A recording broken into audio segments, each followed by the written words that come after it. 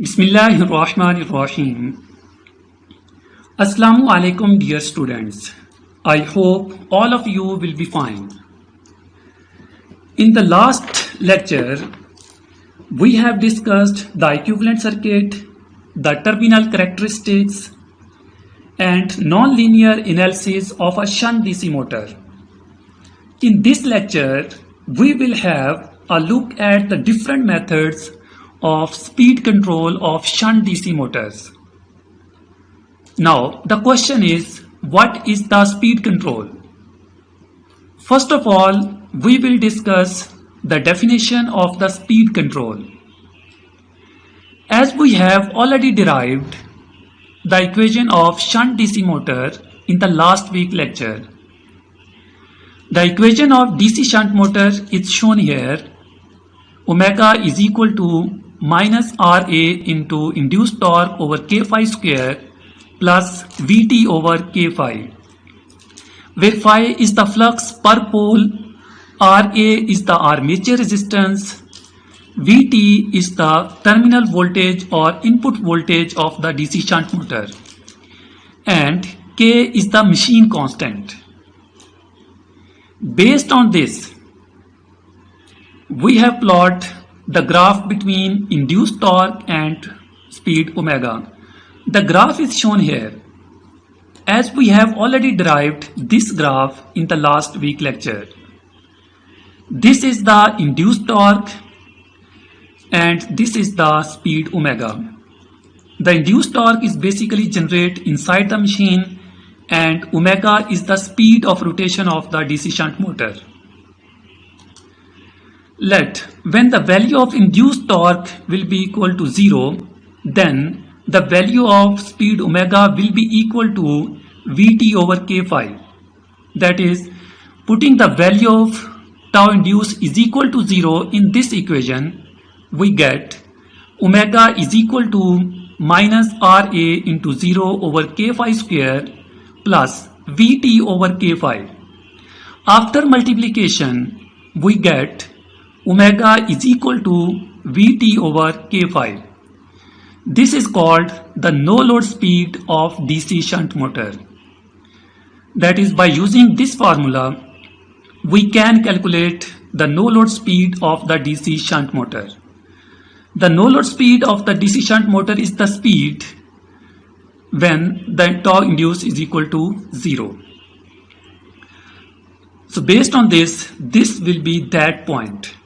That is, omega is equal to Vt over K phi. Tau induced is equal to 0 means there is no demand of the load. That is, there is no load is connected across the DC shunt motor. That's why load torque will be 0 as well. As per this equation, the relationship between induced torque and speed omega is inversely proportional. The curve will be like this, as you can see in this graph.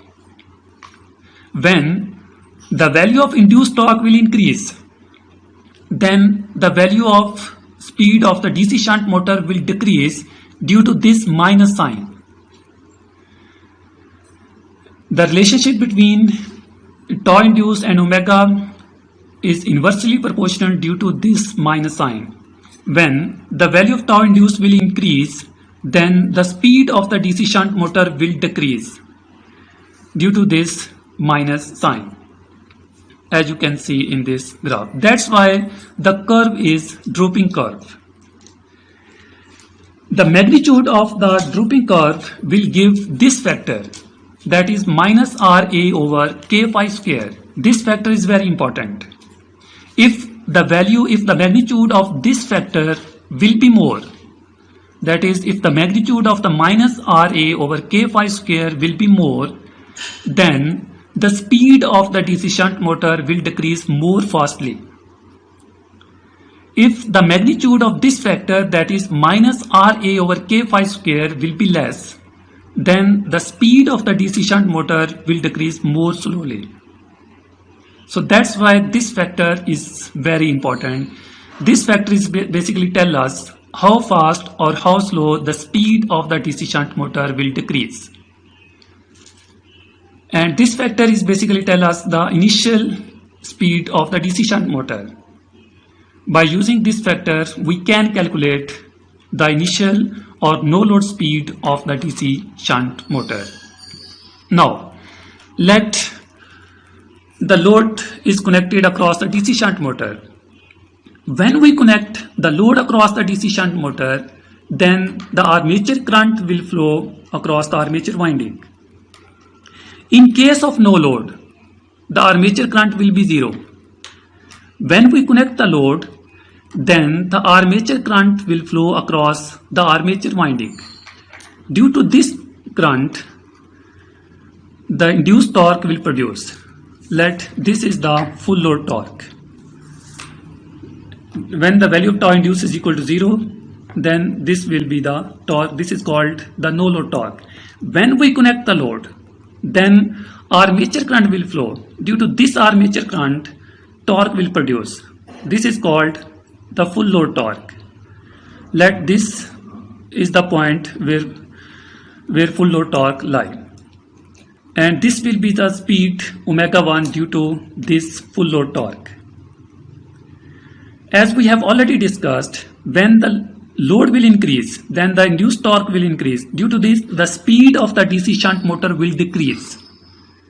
This is the full load torque. That is, when we connect the load, then current across the armature will flow. Due to this current, the torque will produce. This is the value of that torque.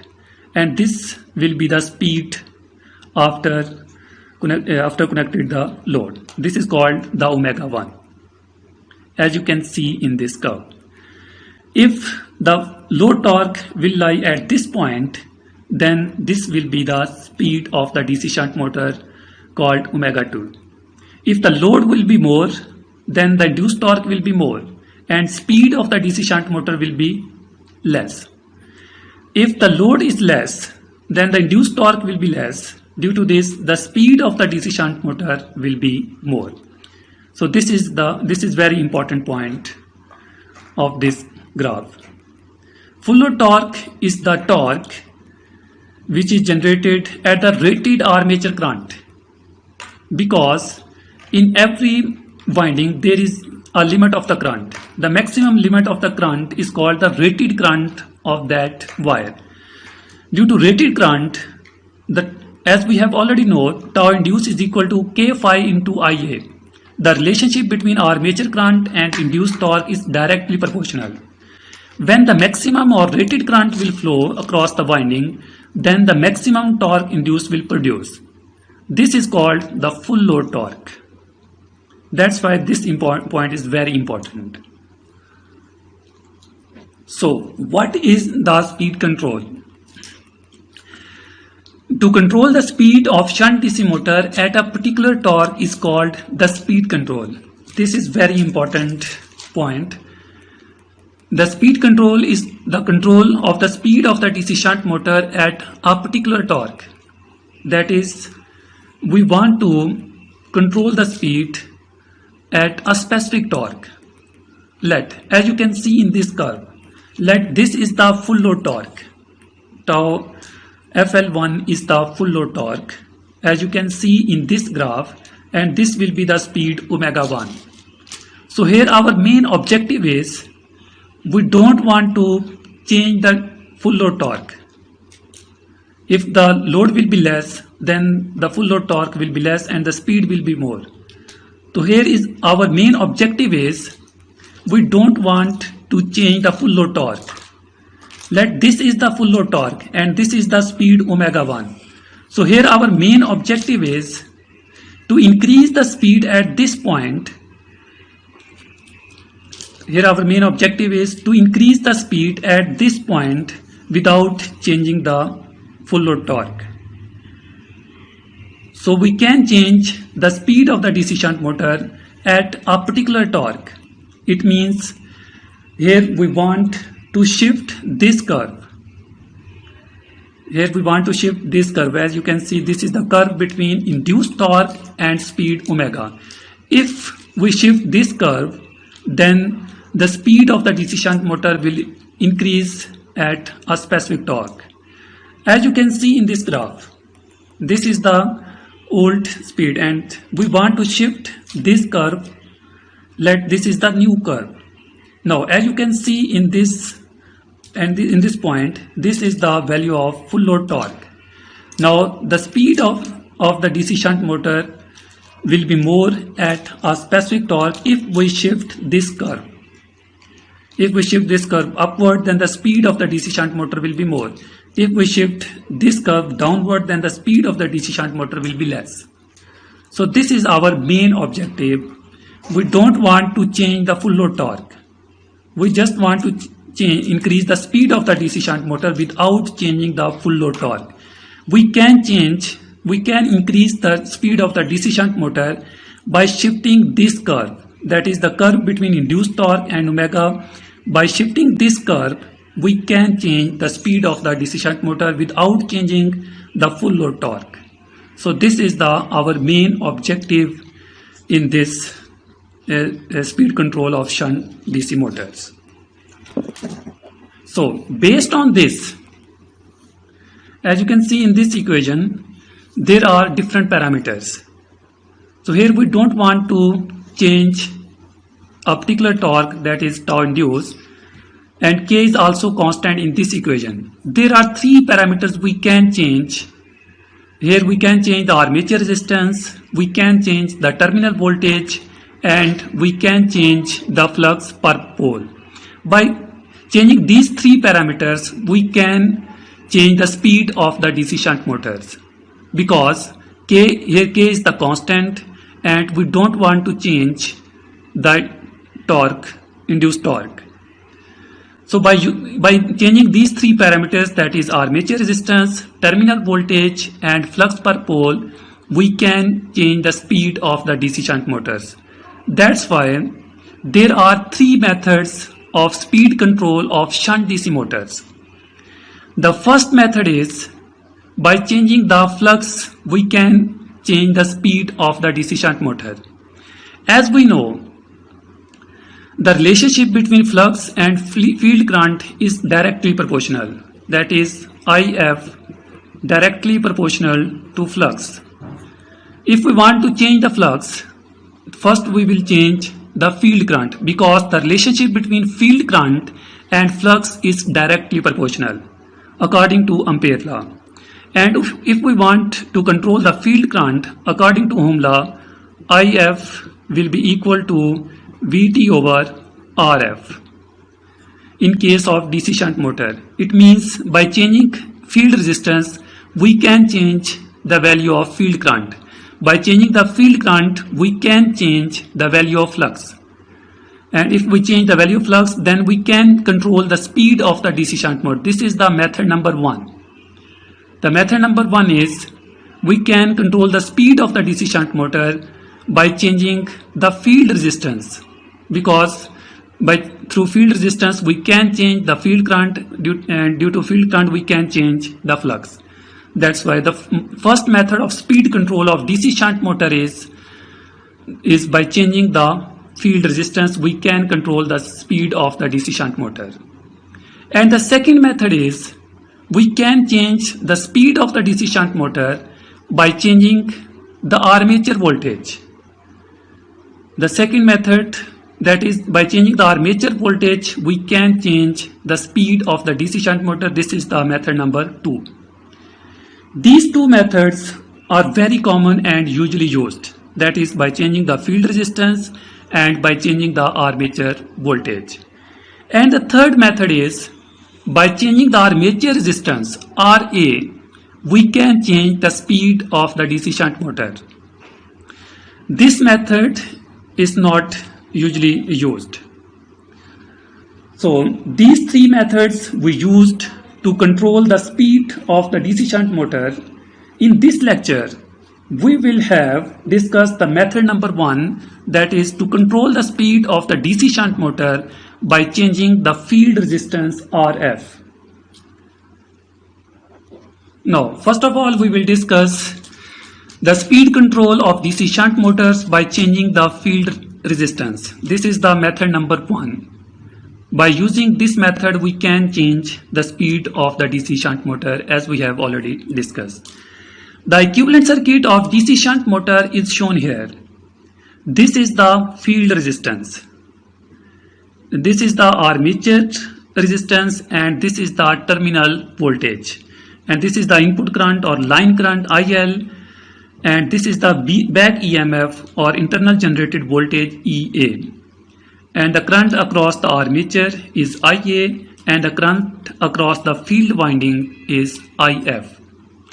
So the first method is by changing the field resistance, that is RF, we can change the speed of the DC shunt motor. The field resistance, we can increase the field resistance or we can decrease the field resistance. Let increases the field resistance. We will not decrease the field resistance. This point we will discuss later on in detail, because if we decrease the value of field resistance, then the value of field current will increase. When the value of field current will increase, due to this, the field winding can damage. So that's why we will increase the field resistance. Let increases the field resistance. As per Ohm law, IF is equal to VT over RF. VT is basically the terminal voltage. In case of parallel, the voltage will be same. VT will be equal to VF. According to Ohm law, IF will be equal to VT over RF. Let we increase the field resistance. When we will increase the field resistance, then the field current will decrease, because the relationship between field current and field resistance is inverse. So when we will increase the field resistance, then the field current will decrease. As we know, the relationship between field current and flux is directly proportional. When the field current will decrease, then the flux will decrease as well, because the relationship between field current and flux is directly proportional. Therefore, as we know, internal generated voltage or back EMF is equal to K phi into omega. When the flux will decrease, then the internal generated voltage will decrease as well, because the relationship between internal generated voltage and flux is directly proportional. That's why when the flux will decrease, then the internal generated voltage will decrease as well. And the voltage across the armature winding is equal to EA plus IA into RA by applying KVL. VT will be equal to EA plus IA into RA. And the value of IA will be equal to VT minus EA over RA. A means armature. When the back EMF or internal generated voltage will decrease, then the value of armature current will increase, because the relationship between internal generated voltage and armature current is inversely proportional due to this minus sign. And as we know, induced torque is equal to K phi into IA. When the armature current will increase, then the induced torque will increase as well. Now, here the problem is the flux is decreasing. In this formula, the flux is decreasing and the armature current is increasing. Now the question is, what will happen to induced torque? Will induced torque increase or decrease? Because there are two parameters here. Armature current is increasing and flux is decreasing. Now the important point is, will induced torque increase or decrease or remain constant? To do this, we will solve a simple example. To verify this, if the induced torque will increase or decrease or remain constant. Let the terminal voltage of the DC shunt motor is VT is equal to 250 volt. As you can see in this circuit, let the terminal voltage Vt is equal to 250 volt, and the back EMF or internal generated voltage is equal to 245 volt. As we know, internal generated voltage is equal to K phi into omega. Let the internal generated voltage is equal to 245 volt. As we know, in case of motors, the internal generated voltage will be less as compared to terminal voltage. In case of motor, the terminal voltage will be more as compared to the internal generated voltage. And in case of generator, the process will inverse. That is, in case of generator, the internal generated voltage will be more as compared to the terminal voltage. Then the armature current will be, as we know, in this circuit the armature resistance Ra is equal to 0.25 ohm. By applying KVL, the armature current Ia will be equal to Vt minus Ea over Ra. Putting the value of Va, Ea, Vt and Ra in this formula, we get the value of Vt is 250 volt and the value of internal generated voltage is 245 volt, and the value of armature resistance Ra in this circuit is equal to 0.25 ohm. By solving this, we get Ia is equal to 20 ampere. That is, the value of armature current Ia is equal to 20 ampere. So this is very important point. Now, we want to prove that the induced torque, as we have already discussed, the formula of induced torque is tau induced is equal to K phi into Ia.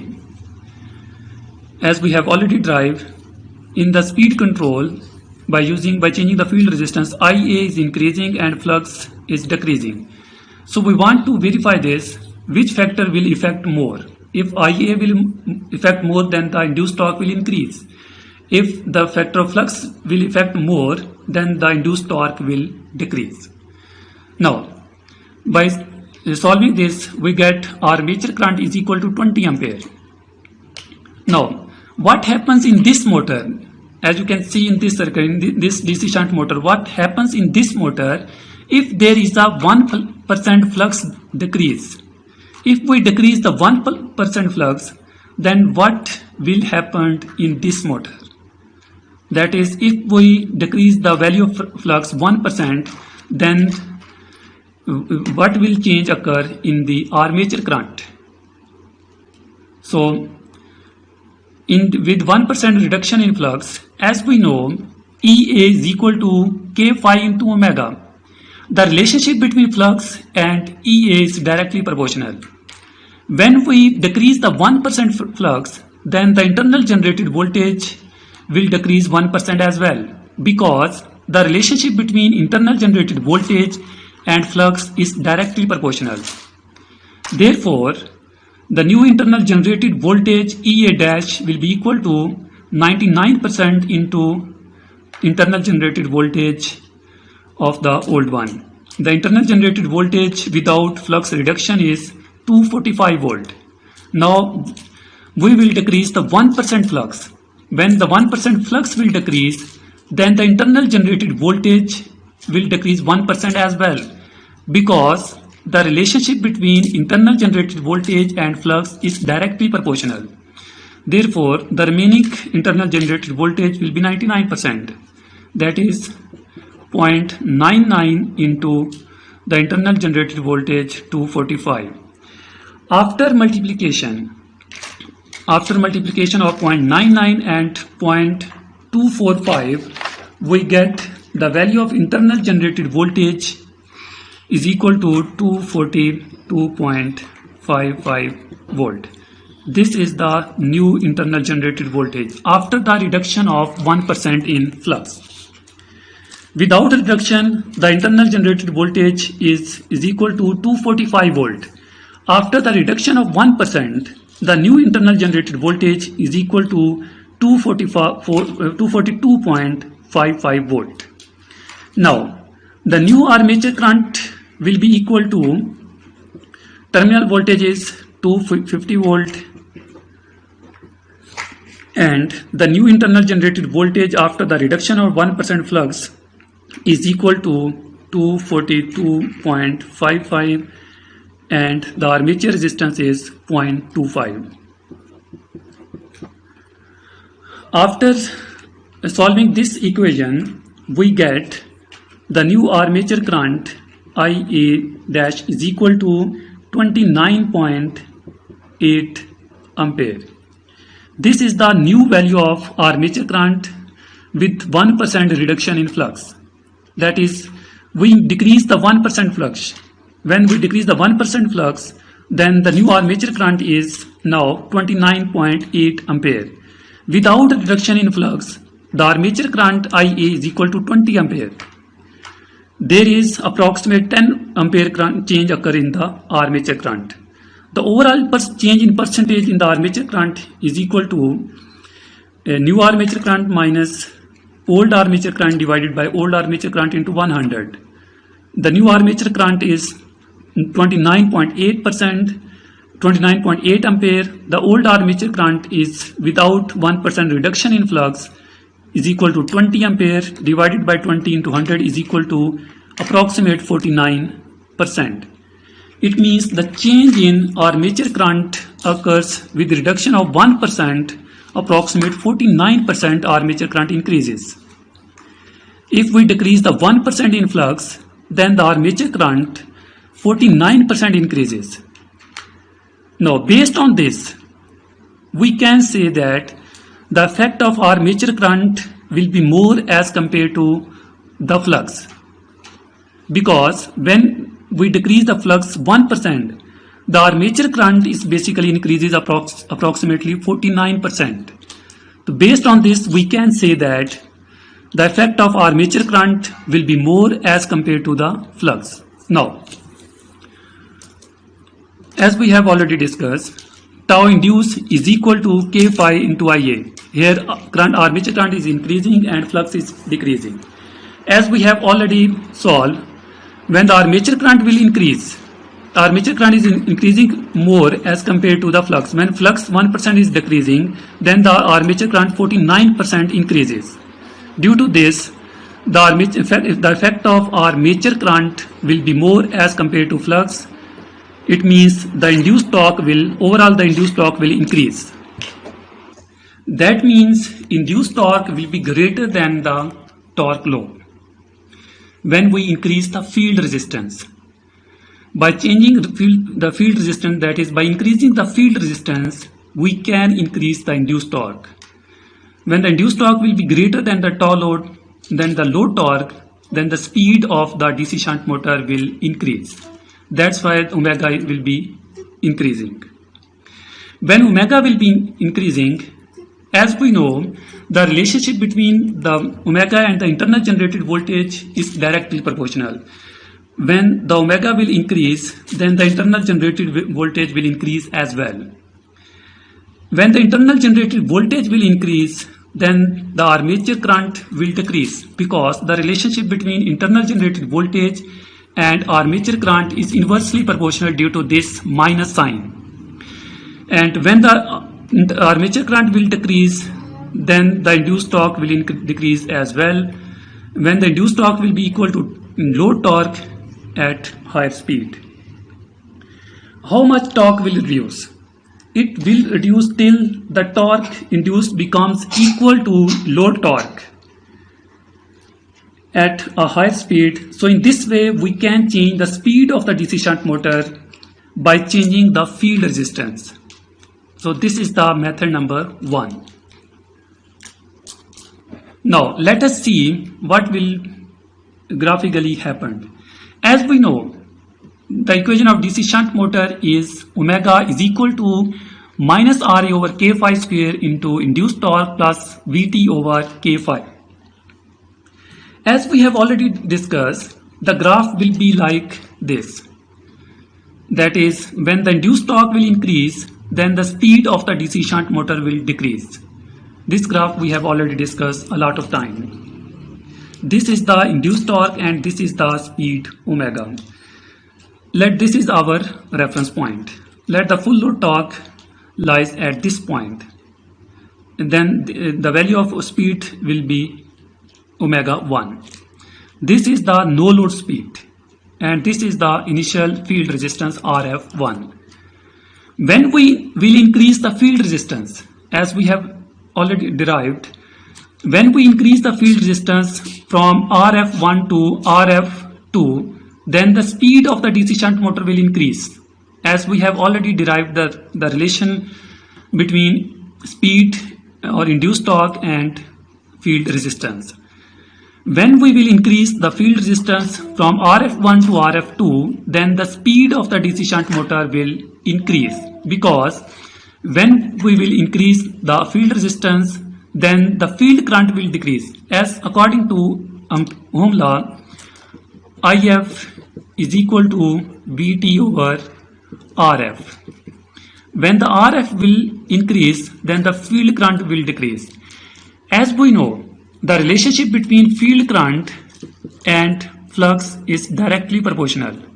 When the field current will decrease, then the flux will decrease as well. Now, as you can see in this equation, there are two components. The first component of this equation is minus RA over K phi square, and the second component of this equation is VT over K phi. When the flux will decrease, then the magnitude of this factor will increase. And as you can see in this factor as well, when the flux will decrease, then the magnitude of this factor will increase as well. It means by decreasing the flux, the magnitude of these two factors will increase, because the relationship is inverse. When we decrease the flux, then the magnitude of these two factors will increase. This is the no load speed. It means by decreasing the flux, the magnitude of the no load speed will increase. Now, the new point of no load speed will lie at this point. Now, this will be the VT over K phi after decreasing the flux. Without decreasing the flux, this is the no load speed, omega is equal to VT over K phi. When we decrease the flux, as we know, then the magnitude of this factor will increase. So that's why this will be the new no load speed of the DC shunt motor by increasing the field resistance. And as we have already discussed, this factor is basically tell us how fast or how slow the speed of the DC shunt motor will decrease. Now, as you can see in this factor, the flux is decreasing. When the flux will decrease, then the magnitude of this factor will increase as well. When the magnitude of this factor will increase, then the speed of the DC shunt motor will decrease more fastly. As we have already discussed in detail, this factor is basically tell us how fast or how slow the speed of the DC shunt motor will decrease. When the flux will decrease, then the magnitude of this factor will increase. Due to this, the speed of the DC shunt motor will drop more fastly. So this is the very important factor. For the same torque, by varying the value of flux, change in DC shunt motor characteristics. This is the old characteristics of DC shunt motor and this is the new characteristics of DC shunt motor. Now, as you can see, this is the full load torque.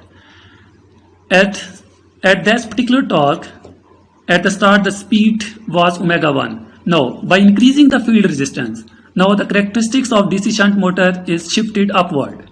Now, at same torque, the new speed is omega 2. Now, the speed omega 2 is greater than the speed omega 1 because we shifted the terminal characteristics of shunt DC motor from this point to this point at a particular torque. The torque is constant.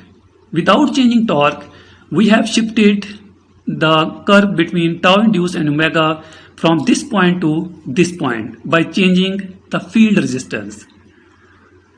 By using this method, we can increase the speed of the DC shunt motor without changing the torque.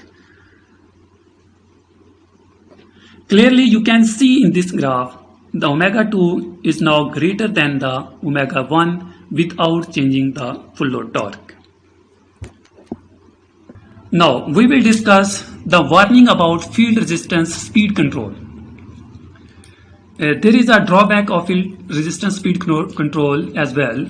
Now we will discuss the warning about field resistance speed control. Here now let the speed of the DC shunt motor is equal to 0 because when we increase the full load torque. When the full load torque we will increasing, then at some point the speed of the DC shunt motor will be 0. Let the speed of the DC shunt motor at that point of the torque is 0. This is called the stalling condition. Stalling condition is the condition where the speed of the DC shunt motor is 0. When we will increase the load, when we will increase the load continuously, then at some point the speed of the DC shunt motor will be 0 because the relationship between load torque and speed is inversely proportional. When the speed of DC shunt motor will be 0, then the condition is called the stalling condition. Now, when we increase the field resistance, this is the RF1, this is the field resistance at the start. When we will increase the field resistance, as we have already derived, then the speed of the DC shunt motor will increase. Then the magnitude of Vt over K5 will increase and the magnitude of Ra over K5 square will increase as well. And by increasing the field resistance, then the magnitude of the no load speed will increase. Now, this will be the no load speed Vt over K5 by increasing the field resistance. Without changing the field resistance, this is the no load speed Vt over K5. By increasing the field resistance, then this will be the Vt over K5. And by decreasing the flux, the magnitude of this factor will increase as well. This factor is basically tell us how fast or how slow the speed will decrease. If the magnitude of this factor will increase, as we have already discussed, by decreasing the flux, the magnitude of this factor will increase. When the magnitude of this factor will increase, then the speed of the DC shunt motor will decrease more fastly. Now, this is the characteristics of the DC shunt motor when we will increase the field resistance from RF1 to RF2. Now, as you can see in this graph, this is the full load torque. At this point, the old speed is omega 1 when we will increase the field resistance, and this is the speed omega 2. As you can see at this point, by increasing the field resistance, omega 2 is greater than the omega 1. It means at higher speed, by increasing the field resistance, the speed of the DC shunt motor will increase. Now, as you can see in this point, this is the full load torque. Now, as you can see in this point, the speed of the omega 2 is less than the speed of the omega 1. Here is the relation is inverse. At lower point, at lower speed, when the speed will be less, then we will increase the field resistance and the speed is not increasing. Here, as you can see in this curve, the speed due to RF is omega 2 dash and the speed due to RF1 is the omega 1 dash. The speed F2 is less than the omega 1, as you can see at that point. It means at lower speed, increase in RF decrease the speed. So this is the warning about field resistance speed control. So that's why we will not use this method at lower speed. So this type of speed control, that is by changing the field resistance, control method is not used at lower speed, which work at very low speed. This method is only used where motor is working at higher speed. So this is the warning about field resistance method. This method we will not use on those motors whose speed is less. We will use this motor only at higher speed. When the speed of the motor will be higher, by increasing the field resistance, then the speed will increase as well. In case of lower speed, when we increase the field resistance, then the speed of the DC shunt motor will decrease. That's why this method is only used at higher speed. That's it for this lecture.